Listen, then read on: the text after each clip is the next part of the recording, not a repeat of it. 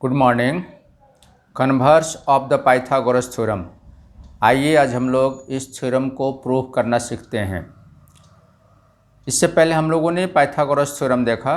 Pythagoras theorem में जो given था वो इस थ्योरम में प्रूव करना है, और पाइथागोरस थ्योरम में जो प्रूव करना था वो इस थ्योरम में गिवन है, इसीलिए इसे converse of the Pythagoras theorem कहा जाता है।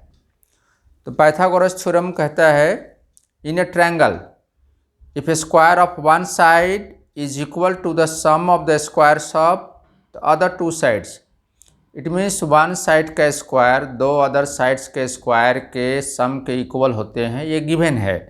तो प्रूव करना क्या है, the angle opposite to the first side, जो लॉन्गेस्ट साइड है, is a right angle. The longest side के सामने का एंगल राइट एंगल होता है। इट मीन्स राइट एंगल है, ये प्रूव करना है। और वन साइड का स्क्वायर टू अदर साइड्स के स्क्वायर के सम के इक्वल है, ये गिवन है। तो इसके लिए हम लोग एक ट्रायंगल बनाते हैं। Triangle A B C. Suppose कीजिए कोई ट्रायंगल ए बी सी है जिसका वन साइड ए सी जो लॉन्गेस्ट साइड है उसका square to other sides A B और बी सी के स्क्वायर के इक्वल है, ये गिवन है। चूँकि हमें यहाँ प्रूव करना है कि the triangle is right angle triangle, इसलिए एंगल बी 90 डिग्री है, ये हम लोग कह नहीं सकते, बोल नहीं सकते।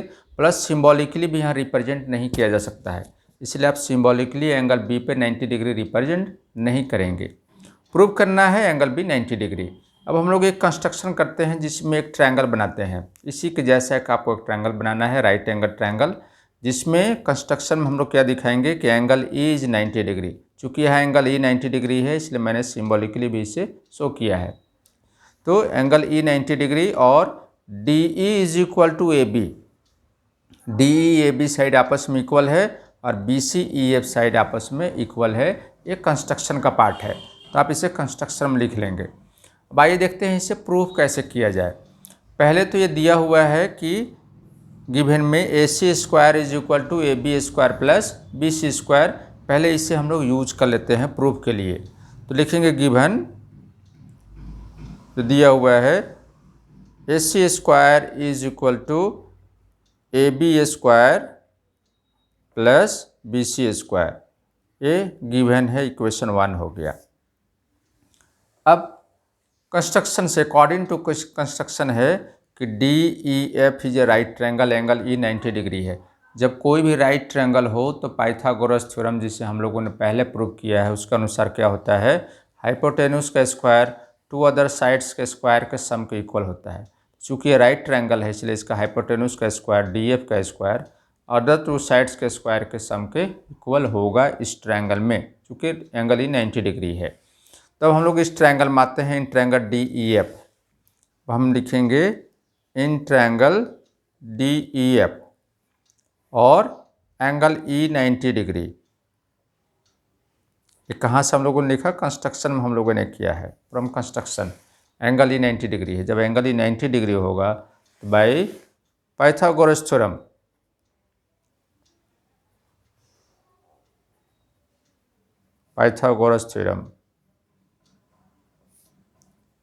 बाय पाइथागोरस थ्योरम क्या होगा, इसका हाइपोटेन्यूस का square D F square is equal to D E square plus E F square. D F square is equal to D E square plus E F square है। चूँकि 90 degree का triangle है इसलिए हम लोग लिख पा रहे हैं। अब देखिए हम लोग को रिप्लेस करना है इसे। D E is equal to construction में क्या है, ए बी। डी ई की जगह ए बी है और ई एफ की जगह बी सी है। तो अभी हम लोग डी ई की जगह लिखेंगे ए बी और ई एफ की जगह लिखेंगे बी सी। तो डी ई की जगह लिखेंगे ए बी और ई एफ की जगह लिखेंगे B C. D F square is equal to, आप चाहे तो इससे लिख सकते हैं from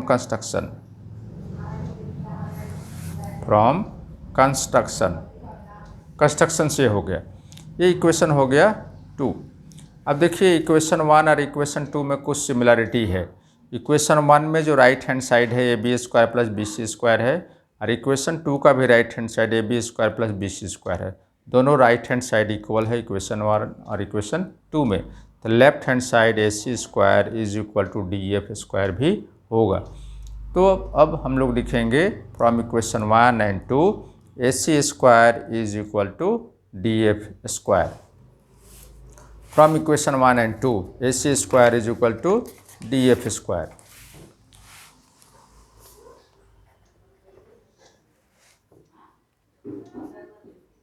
from equation 1 and 2 A C square is equal to D F square. जब A C square equal to D F square है तो A C is equal to D F भी होगा। इट मीन्स स्क्वायर हटा देंगे तो भी वो इक्वल होगा। इससे हम लोग इक्वेशन 3 नाम देते हैं। पहले इक्वेशन 1 एंड 2 हो चुका है तो इक्वेशन 3। अब देखिए हमारे पास क्या क्या डेटा आ गया। A C is equal to D F आ गया इस ट्रायंगल में, इन दोनों ट्रायंगल में A C is equal to D F आ गया। और कंस्ट्रक्शन से पहले से हम लोग के पास था A B is equal to D E and B C is equal to E F. It means all 3 sides of this triangle is equal to the 3 sides of this triangle. तो दोनों ट्रायंगल का all 3 sides equal हो गया। तो S criteria से हम लोग इन दोनों ट्रायंगल को कॉन्ग्रुएंट प्रूव कर सकते हैं। जब एक कॉन्ग्रुएंट हो जाएगा दोनों ट्रायंगल, तो जब ट्रायंगल कॉन्ग्रुएंट होता है तो उसका एंगल आपस में इक्वल होता है।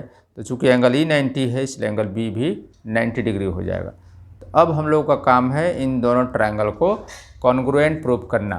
तो ट्रायंगल ए बी सी और ट्रायंगल डी ई एफ में, इन ट्रायंगल ए बी सी,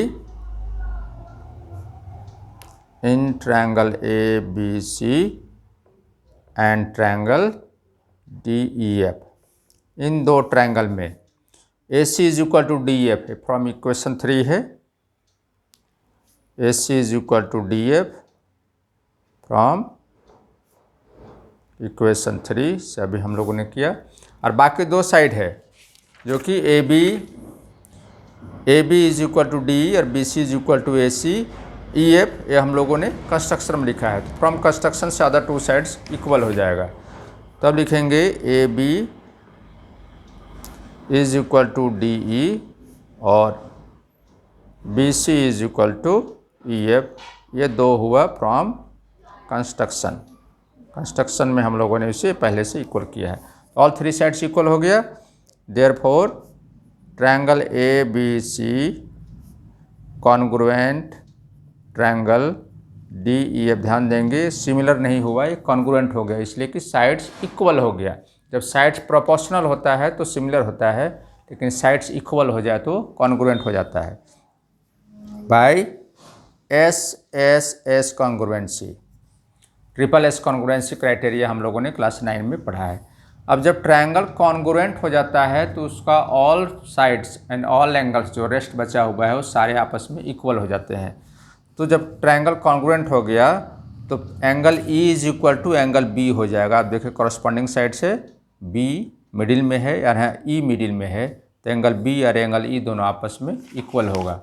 और चूँकि एंगल ई 90 डिग्री है कंस्ट्रक्शन से, तो अब एंगल बी भी 90 डिग्री हो जाएगा, है ना।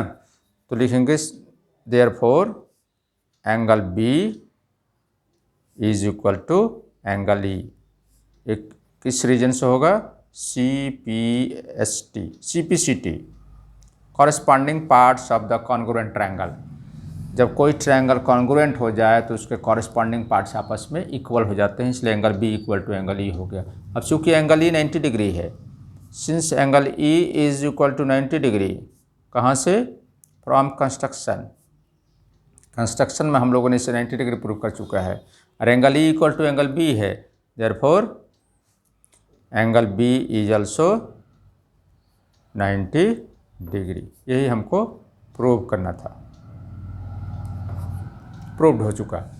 इस तरह से आपको ध्यान रखना पड़ेगा कि आप कंस्ट्रक्शन में हम लोगों ने 2 साइड्स को ऑलरेडी इक्वल कर रखा है, 2 साइड ऑलरेडी इक्वल है। हमें थर्ड साइड को इक्वल दिखाना पड़ेगा इस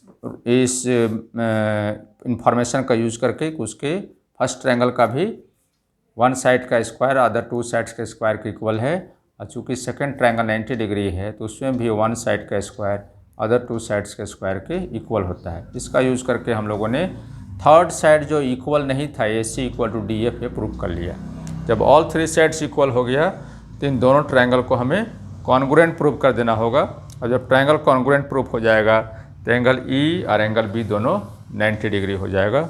हमें प्रूफ करना था angle B is equal to 90 degree. इस तरह से आप इसे आसानी से प्रूव कर सकते हैं।